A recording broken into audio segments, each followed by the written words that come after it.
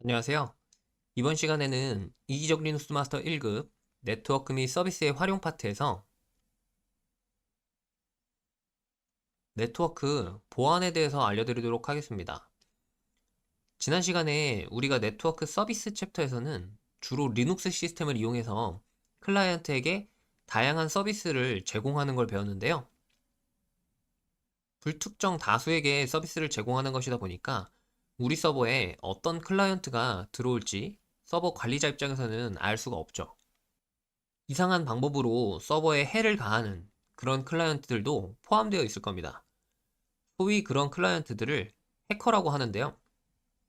그래서 첫 번째, 네트워크 침해 유형 및 특징에서는 해커들이 어떤 방식으로 우리 서버에 공격을 하는지 먼저 알아보려고 합니다.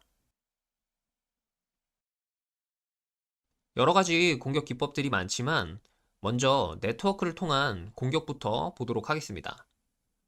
첫 번째, 스니핑 공격입니다. 원래 스니프라는 단어의 뜻이 킁킁거리다, 냄새를 맡다 이런 뜻인데요. 마치 강아지들이 냄새를 맡아서 무언가의 정보를 알아내듯이 해커도 여러 정보를 알아내기 위해 사용하는 기법입니다. 직접적인 공격이라고 보다는 공격을 위한 사전 준비라고 생각하면 좋을 것 같아요. 주로 같은 공유기에 와이파이에 연결하거나 같은 네트워크에 연결되면 네트워크를 훔쳐보는 곳으로 정보를 수집합니다. 그럼 스니핑을 이용해서 정보를 수집한 해커가 어떻게 공격하는지 보겠습니다. 스푸핑은 본격적으로 속이는 공격입니다. 해커가 자신의 IP를 속이거나 ARP를 통해서 맥 주소를 속이거나 DNS 서버를 통해서 도메인 주소를 속이거나 하는 방법 등이 있습니다. 다음은 뉴스에서도 많이 나오는 도스, 디도스 공격입니다. 해커가 하나의 컴퓨터로 공격하면 도스 공격이고, 해커가 여러 대의 컴퓨터를 이용해서 공격하면 디도스 공격입니다. 먼저 여러 대로 공격하기 전에 한 대로는 어떻게 공격하는지 봐보겠습니다. 도스 공격 기법으로는 핑 오브 데스, 테어드랍, 싱크 플러드, 랜드 어택, 스머프 어택, UDP 플러 등과 같은 공격 기법들이 있습니다. 우선 도스 공격은 모든 공격이 다 특정 패킷을 많이 보내는 겁니다. 근데 좀 이상하게 보내는 거죠. 예를 들면 랜드 어택은 출발지 주소와 목적지 주소를 공격 대상의 주소로 설정해서 보냅니다. 그럼 공격을 받은 대상은 출발지 주소를 보고 응답을 보내줘야 되는데, 이 주소가 결국에 자기 자신의 주소라 자기 자신이 자신을 공격하는 꼴이 돼버리는 거죠. 테어드랍은 원래 정상적인 데이터를 너무 크면 이걸 잘라서 보내게 되는데, 자를 때 빠진 부분이 있게 잘라서 보내는 거죠. 그럼 받는 쪽에서는 아직 도착하지 않은 부분이 있으니 나머지 부분이 올 때까지 해당 패킷을 기다리고 있는 겁니다. 이런 패킷이 쌓이다 보면은 컴퓨터의 메모리가 100% 사용이 되게 되면서 컴퓨터가 다운이 되게 됩니다. 디도스 공격은 해커가 여러 대의 컴퓨터를 사용하는 만큼 훨씬 공격이 강력하겠죠. 그렇다고 해커가 돈이 엄청 많은 부자라서 컴퓨터를 많이 가지고 있는 건 아니고, 인터넷에 좀비 PC로 만드는 프로그램을 올려서 다른 사람이 그 프로그램을 받아가게 되면 해커가 이상한 프로그램을 받아간 사람의 컴퓨터를 디도스 공격을 하는데 사용할 수 있는 겁니다. 물론 이상한 프로그램이면 다들 안 받아갈 테니까 정상적인 프로그램인 척 올리는 거죠. 그래서 인터넷에서 아무 프로그램이나 함부로 받으면 안 된다는 겁니다. 이번에는 다양한 해킹 프로그램을 알아보도록 하겠습니다. 먼저 무작위 공격에 사용할 수 있는 존더 리퍼라고 하는 프로그램입니다. 무작위 공격은 우리가 로그인할 때 필요한 아이디나 비밀번호에 정말 말 그대로 무작위로 아무 값이나 넣어본다는 건데요. 정말 운이 좋으면 로그인이 될 수도 있겠죠. 하지만 그럴 확률이 거의 없는 거겠죠. 근데 만약 이걸 프로그램을 이용해서 반복적으로 우리가 입력할 수 있는 모든 값을 빠르게 입력해 본다면 언젠가는 로그인이 되겠죠. 이렇게 입력할 수 있는 모든 값을 반복적으로 넣어주는 그런 프로그램이 존 더 리퍼입니다. 마치 숫자로 열리는 자물쇠에 숫자를 넣는 부분이 4칸밖에 없으면 0000에서부터 9999까지 모두 입력을 했을 때 언젠가는 풀리는 것처럼요. 그래서 실제 사이트들에서는 5번 정도 실패하면 캡처와 같은 랜덤한 값을 같이 입력하게 해서 이런 공격을 막고 있습니다. 이번에는 상대방의 컴퓨터를 원격 제어하는 프로그램들입니다. 대표적인 프로그램으로는 넷버스, 백오피리스 등이 있습니다. 이런 프로그램들을 RAT라고도 해요. 상대방의 키보드, 마우스, 컴퓨터의 거의 대부분을 마음대로 조종할 수 있습니다. 다음은 랜섬웨어입니다. 랜섬이라는 영어 단어가 몸값을 의미합니다. 납치된 사람의 몸값인 거죠. 랜섬웨어는 사람을 납치한 게 아니라 컴퓨터에 저장된 데이터를 암호화시켜서 볼 수 없게 만든 다음 그 암호화를 풀어주는 대신에 데이터의 몸값을 요구하는 공격인 거죠. 만약 여러분들 컴퓨터에 정말 중요한 자료가 있었는데 암호화돼서 열리지 않는다. 그런데 백업해둔 것도 없다.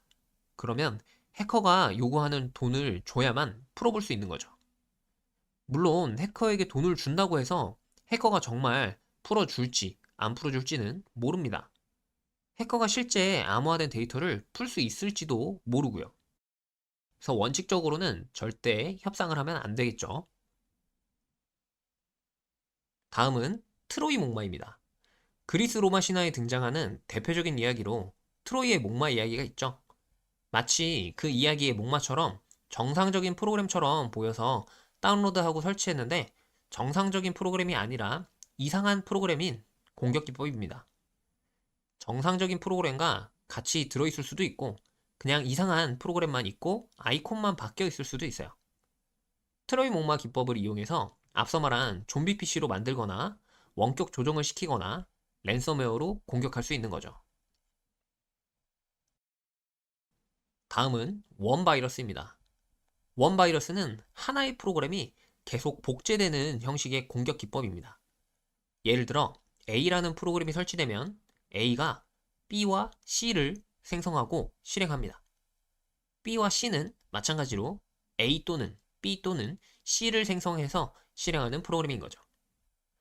A가 이상한 프로그램이라는 걸 알아챈 사용자가 A를 삭제한다라고 하더라도 B와 C가 완전 삭제되지 않았으면 B 또는 C가 A를 다시 만들어서 실행하게 되는 것입니다. 결국 관련되어 있는 모든 파일을 찾아서 동시에 모두 삭제하기 전까지는 이 프로그램들이 계속 서로 복제되면서 살아있게 되는 거죠. 자, 그럼 이렇게 다양한 공격들로부터 우리 리눅스 시스템을 어떻게 안전하게 지킬 수 있을까요? 두 번째 섹션에서는 대비 및 대처 방안에 대해서 알아보도록 하겠습니다. 방화벽은 3강에서 배웠던 OSI 7계층에서 주로 3계층과 4계층의 IP 주소와 포트 번호를 이용해서 보호한다고 생각하면 됩니다. IP 주소나 포트 번호만으로 차단을 하기 때문에 정상적인 접근과 비정상적인 접근을 구분하는 데 조금 제한이 있을 수도 있습니다. 방화벽은 서버에 어느 위치에 연결하느냐에 따라서 종류가 다양하게 나눠집니다.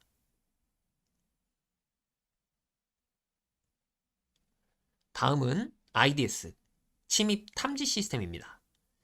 OSI 7계층에서 7계층의 내용까지 보고 판단하기 때문에 방화벽보다는 좀 더 디테일한 보안 설정이 가능합니다. 하지만 차단을 하는 것은 아니고 보안 관리자나 모니터링 화면에 공격 의심 정황을 알려주는 역할을 합니다. IPS, 침입 차단 시스템입니다. IDS처럼 단순 탐지만 하는 것이 아니라 적극적인 차단까지 하는 시스템입니다. 특정 행위가 탐지된 사용자의 IP 주소를 일정 시간 동안 접속이 안 되게 차단하거나 영구적으로 차단할 수도 있습니다.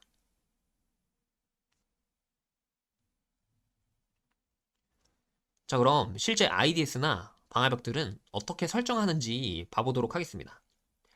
먼저 가장 대표적인 IDS, IPS, 오픈소스 프로그램인 스노트에 대해서 봐볼게요. 스노트는 룰이라고 하는 설정을 통해서 침입 탐지, 나아가서 차단까지 할 수 있는 프로그램입니다. 룰 파일의 내용을 자세히 보면 앞부분과 뒷부분이 나눠지는데 먼저 앞부분만 보겠습니다. 먼저 룰에 해당하는 네트워크 패킷을 확인하면 어떻게 동작하는지 액션을 지정합니다.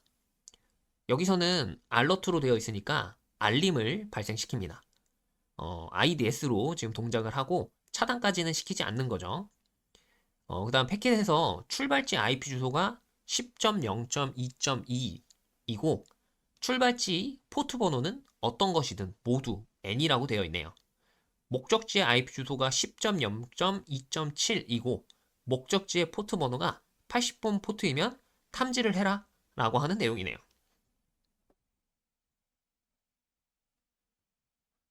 뒷부분은 패킷에 담긴 페이로드 부분에서 16바이트를 검사해서 메시지를 출력해라 라는 내용의 설정입니다.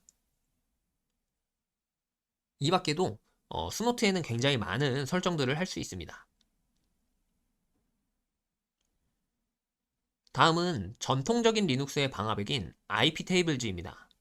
iptables는 리눅스 커널 내부에 넷필터 모듈을 기반으로 동작을 하고 패킷이 시스템에 들어오거나 나갈 때 또는 라우팅이 될 때 정해진 규칙에 따라서 패킷을 필터링합니다.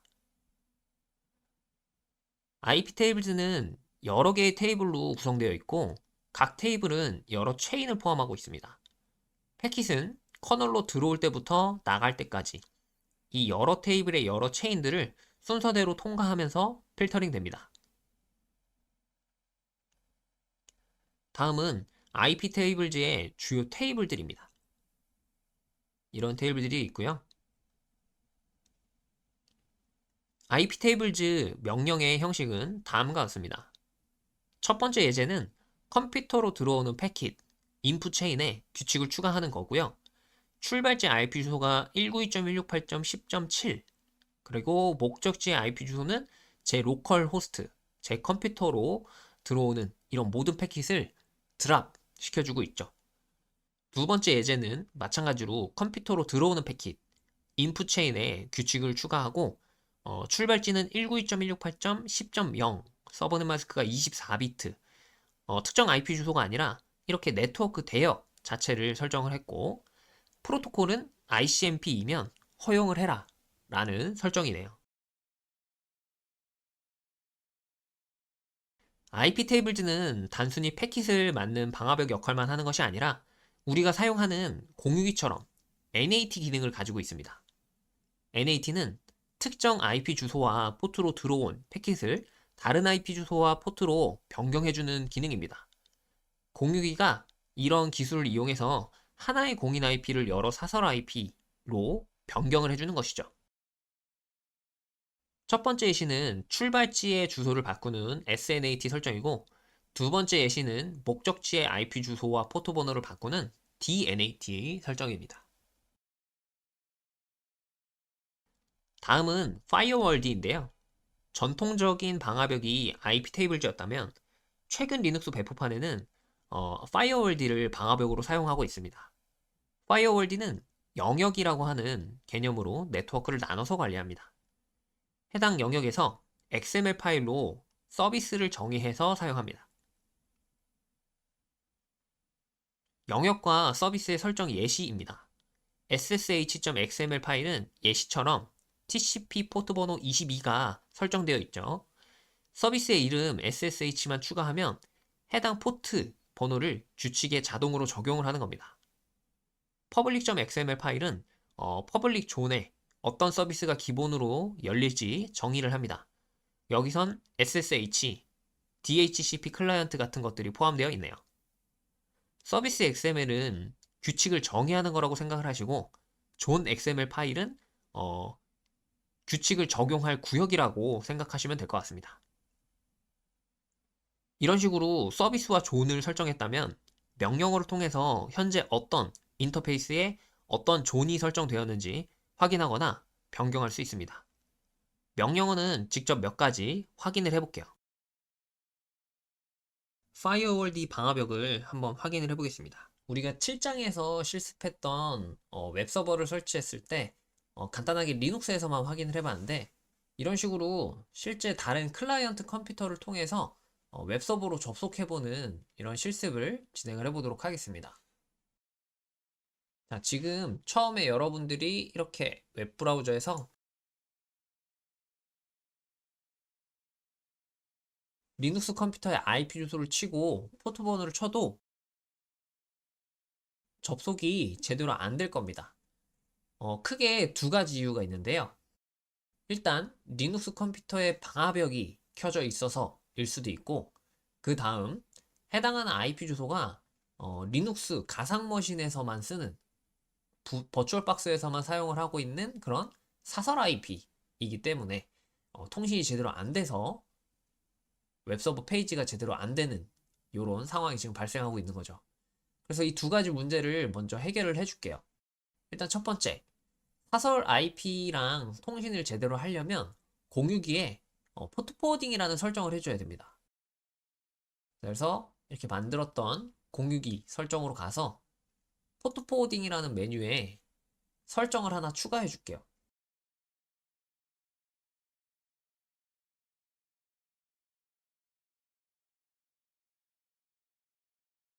자, 그리고 호스트 포트는 공유기, 본체 컴퓨터가 설치되어 있는 이런 공유기의 포트 번호입니다. 원하는 번호를 아무거나 입력하면 돼요. 저는 1234로 입력해 볼게요.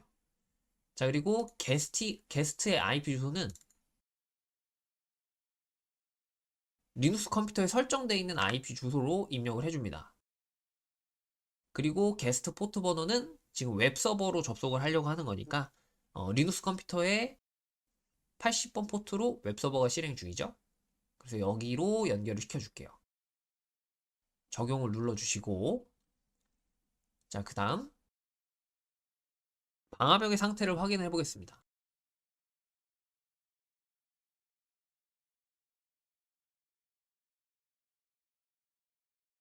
자, 7장 실습을 진행하면서 방화벽을 먼저 껐었는데요. 방화벽이 꺼져 있으니까 정상적으로 일단 접속이 되는지 확인을 해봅시다.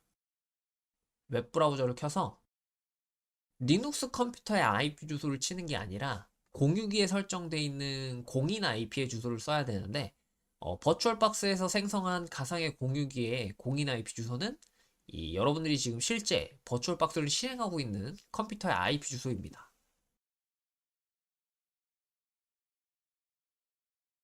저는 윈도우 컴퓨터의 IP가 지금 이걸로 설정이 되어 있어서 이렇게 접속을 해볼게요. 그리고 포트 번호를 제가 1234로 설정했었죠? 네, 지금 그러면 이렇게 접속이 잘 돼서 웹페이지가 실제 웹브라우저에 잘 나오는 걸 볼 수 있죠. 자, 근데 방화벽을 한번 켜보면 어떻게 되는지 다시 한번 확인해 보겠습니다.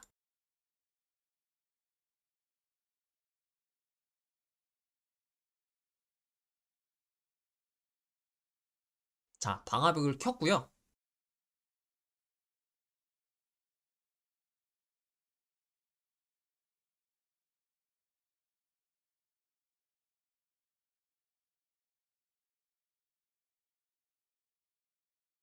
허용된 서비스 같은 경우에는 DHCP나 SSH 같은 것만 허용이 돼 있고, 콕핏이라는 것도 허용이 돼 있네요.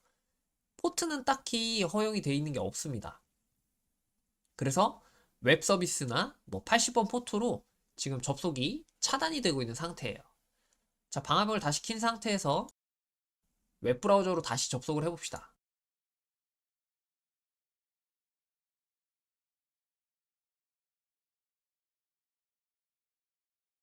자, 이렇게 정상적으로 지금 접속이 안 되고 뭔가 시간이 오래 걸리는 걸 볼 수 있죠? 방화벽이 해당하는 포트를 지금 차단을 해서 그래요. 그러면 방화벽에서 해당하는 포트를 허용해주는 설정을 추가를 해보고 다시 한번 접속을 해보겠습니다.